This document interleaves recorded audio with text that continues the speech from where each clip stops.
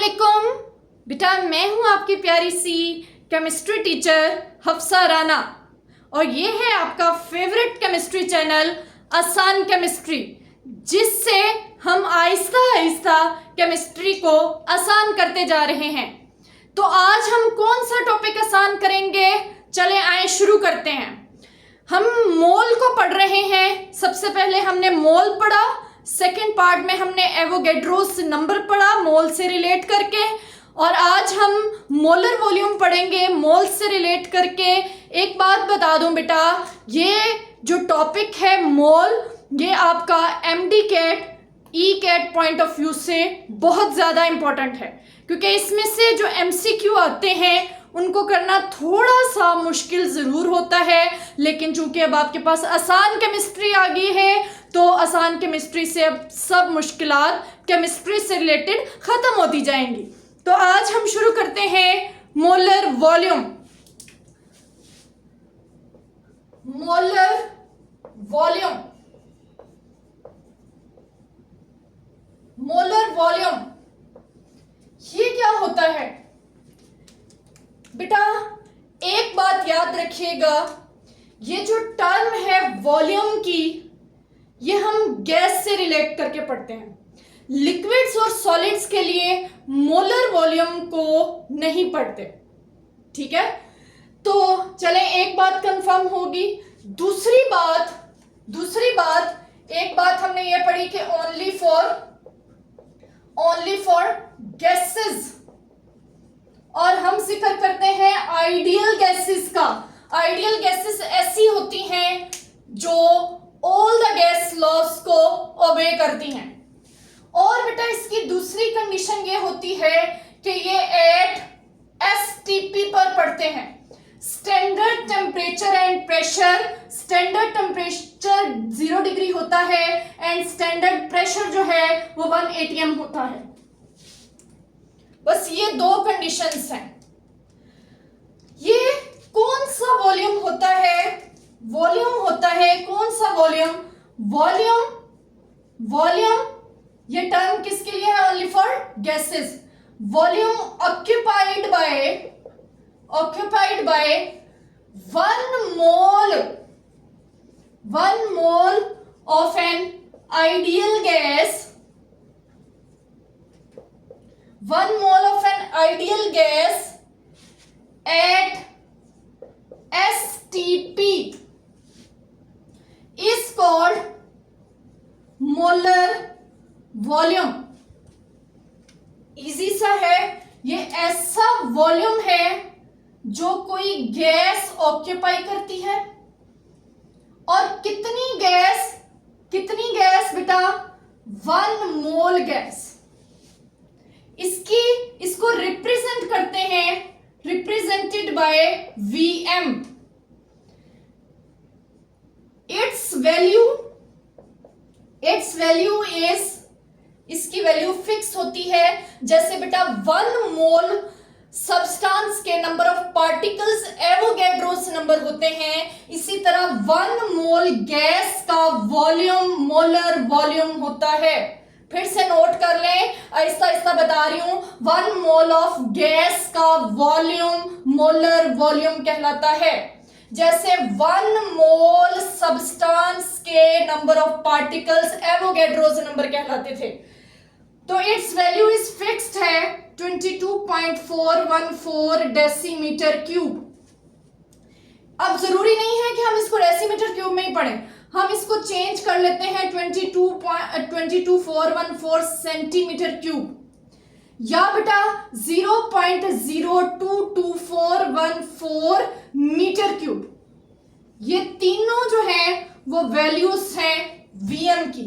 Vm क्या है? 1 मोल gas का वॉल्यूम। इसको एग्जांपल से हम एक्सप्लेन करते हैं मजीद। एग्जाम्पल्स क्या हैं बेटा? मैंने कोई एक सब्सटेंस ले लिया, सॉरी गैस लेनी है। मैंने कोई एक गैस ले ली 2 ग्राम ऑफ H2। क्लियर करें, H2 गैस है, यस। ये कितने मोल्स होती है? अब तक आपको मोल्स निकालने आ गए हैं। ये गिवन मैस फॉर्मूला से मोलर मैस भी 2, गिवन मैस भी 2, तो 1 मोल हो गया। 1 मोल गैस का वॉल्यूम 22.414 डेसीमीटर क्यूब होता है। आगे चलते हैं, कोई और गैस ले लेते हैं। 16 ग्राम ऑफ CH4, इसको भी आप कर लें, ये 1 मोल आएगा और 1 मोल का 22.414 डेसीमीटर क्यूब। कोई और आप एग्जांपल ले लें, कोई और एग्जांपल ले लेते हैं, जैसे 28 gram of N2 is equal to 1 mole, और 1 मोल का वॉल्यूम कितना होता है 22.414 डेसीमीटर क्यूब। इसके अलावा 32 ग्राम ऑफ O2 1 मोल होता है और 1 मोल का वॉल्यूम 22.414 डेसीमीटर क्यूब होता है। और इसके अलावा 44 ग्राम ऑफ CO2, ये भी 1 मोल होता है और 22.414 डेसीमीटर क्यूब। एक चीज को नोट रखिएगा बेटा, मैंने जितनी भी एग्जांपल्स ली हैं वो सारी की सारी गैसेस हैं, सारी की सारी गैसेस हैं, ठीक है।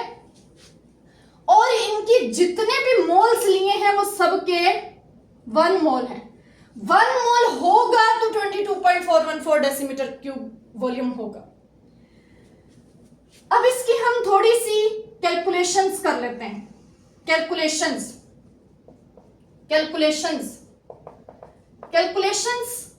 कैसे करते हैं?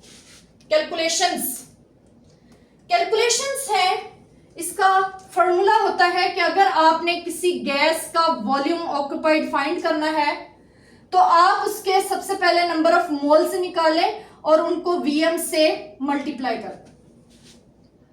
ये तब है जब नंबर ऑफ मोल्स गिवन होंगे।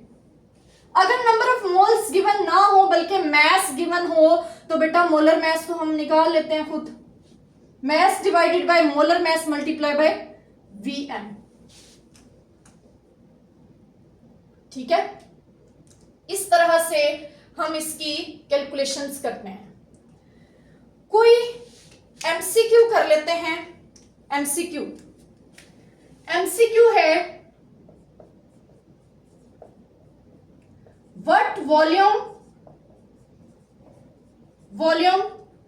occupied by 4.4 gram of CO2 mess दिया हुआ है, नंबर ऑफ मोल से निकालें। मैस कितना है 4.4, फॉर्मूला क्या लगा रही हूं मैस डिवाइडेड बाय, अगर डायरेक्ट वॉल्यूम वाला फॉर्मूला लगाना है तो वो लगा लें, volume is equal to mass है 4.4 जो गिवन होता है, CO2 का मोलर मैस 44 होता है और 22.414 से मल्टीप्लाई कर। क्या आंसर आ जाएगा? आंसर आ जाएगा 2.2414 डेसीमीटर क्यूब, ठीक है। अब नेक्स्ट बेटा एक और क्वेश्चन यहां से ओरिजिनेट होता है, उस क्वेश्चन को जरा गौर से सुनिएगा। क्वेश्चन क्या है? पहले मैं स्टेटमेंट लिख रही हूं। Statement,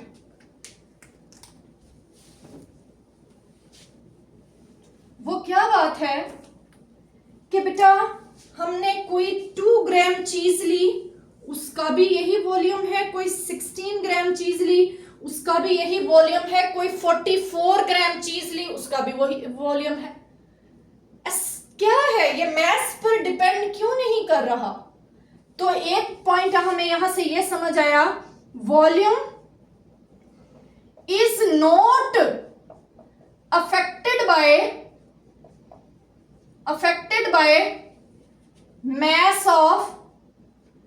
mass and size of gas molecules. बहुत इंपॉर्टेंट, बहुत ज्यादा इंपॉर्टेंट ये आपके लिए पॉइंट है कि मैस और साइज ऑफ गैस मॉलिक्यूल्स पर ये हरगिज डिपेंड नहीं करता। क्यों डिपेंड नहीं करता? क्यों डिपेंड नहीं करता? रीजन ले लेते हैं। रीजन क्यों डिपेंड नहीं करता, उसको समझना है आपने इस तरह कि बेटा एक मैंने डब्बा बनाया, ठीक है, उसमें मैंने एक मॉलिक्यूल यहां रखा, एक मॉलिक्यूल यहां रखा, एक यहां पर, एक यहां पर, एक यहां पर। अब इनमें से ये छोटे छोटे मॉलिक्यूल्स हैं। अगर इस मॉलिक्यूल को मैं बड़े साइज का करूंगी तो बेटा ये साथ वाले को अफेक्ट करेगा, क्योंकि इनके दरमियान जो गैप है, जो इंटर मॉलिक्यूलर डिस्टेंस है, वो इंतहाई कम है।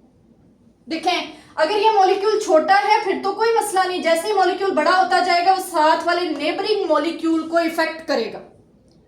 ये हो जाती है लिक्विड्स या सॉलिड्स में बात। गैस में क्या होता है? गैस में ये जो मॉलिक्यूल्स होते हैं, ये एक दूसरे से बहुत ज्यादा फासले पर होते हैं।